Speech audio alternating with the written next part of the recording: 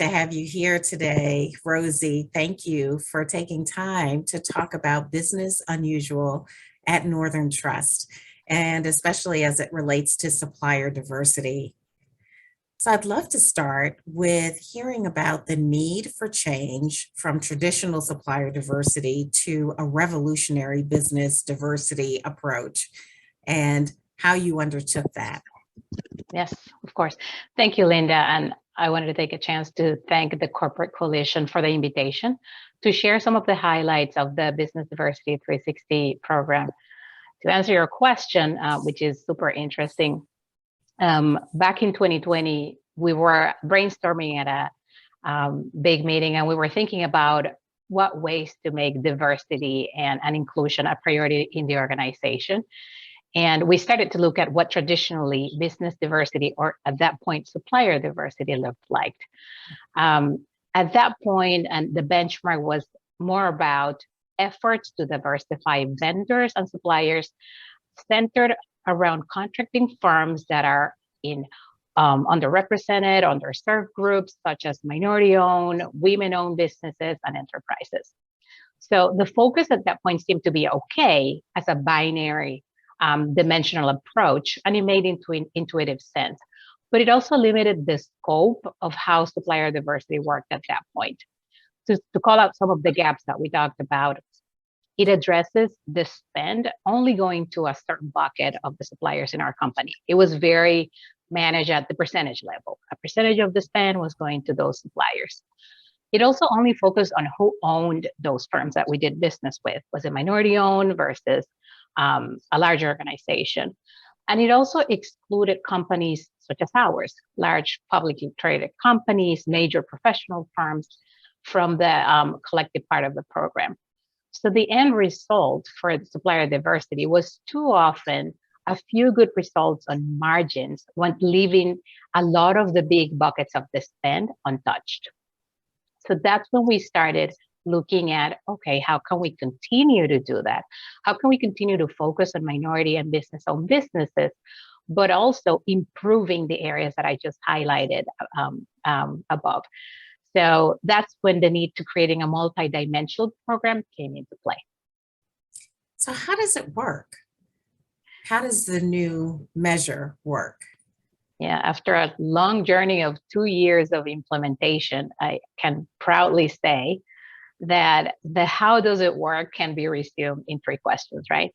We did leverage a methodology that was used by the asset management team within our organization. And from there, we pivoted into how do we implement that into our supplier diversity program. So the way it works is, number one, we invite our current and prospective suppliers to take a survey and to answer a few quantitative questions. Not a few, a lot of quantitative questions, reflecting the 4 dimensions of our program: their company ownership and the leadership, representation of the board, employee diversity, procurement activities, and community impact. Number 2, based on their responses, we assign them a score using a proprietary analytical tool that we have in an organization. And then finally, we use that score as a factor to evaluate when we're going to select a vendor, who are we going to allocate and award the business. That diversity score can be used along essential factors that are considered when considered purchasing decisions. The quality is one, the cost is one, risks associated to selecting a vendor, and then you can have that score as one of those criteria as well. So I know it sounds like very simplistic, pretty easy steps, but think about that scalability of sending surveys to over 1,000 suppliers in our supplier base globally, because we're also implementing this framework in other regions of the globe. Wow. So can you tell us about some of the benefits that you've seen as a result of implementing this new 4-part system? Yes, sure. I'm going to start with the most recent one that we've been able to resume in even case studies: scalability of the framework. So one of the items we've identified is that we can replicate this model across other areas of the bank beyond supply chain. You think about treasury, debt issuance, right? Insurance, even HR. There's many ways that we can replicate the use of a score across multiple business units of the organization. So I would say scalability. The other one is goal setting, right? As I mentioned before, traditionally we used to go with overall percentage of spend, where now we can say there's opportunity in this particular category versus this category. And I'm going to select category professional services to give an example because profit margins are way larger in those law firms, consulting firms, right? So I have more opportunity to be more specific about where to set up those goals. And then the last but not least, I would say measuring diversity irrespective of who owns the firms, right? There are a lot of large organizations in the Chicago market that are doing great when it comes to business diversity, but because they're not part of a program, they're not getting that recognition. They're not getting recognition from us, right? Some of our large suppliers are doing really good job. So assigning them a score gives us also that opportunity to measure diversity outside of the normal diverse suppliers. What do you see as the long-term impact of this type of a program? What do you see coming down the road as a result of this? Yeah, I would say the biggest impact on the long term will be management involvement and governance involvement to the highest levels of the organization, right?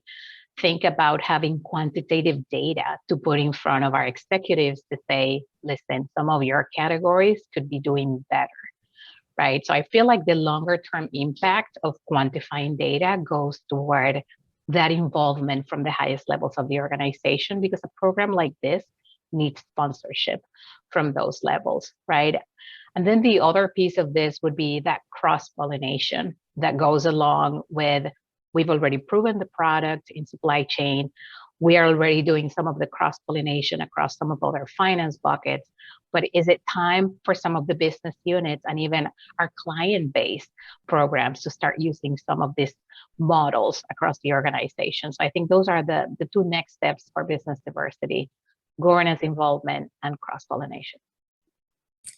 Well, we look forward to keeping tabs on how Northern Trust continues with this project. And I really want to thank you for sharing about Northern Trust Business Unusual today. Thank you so much. Thank you all.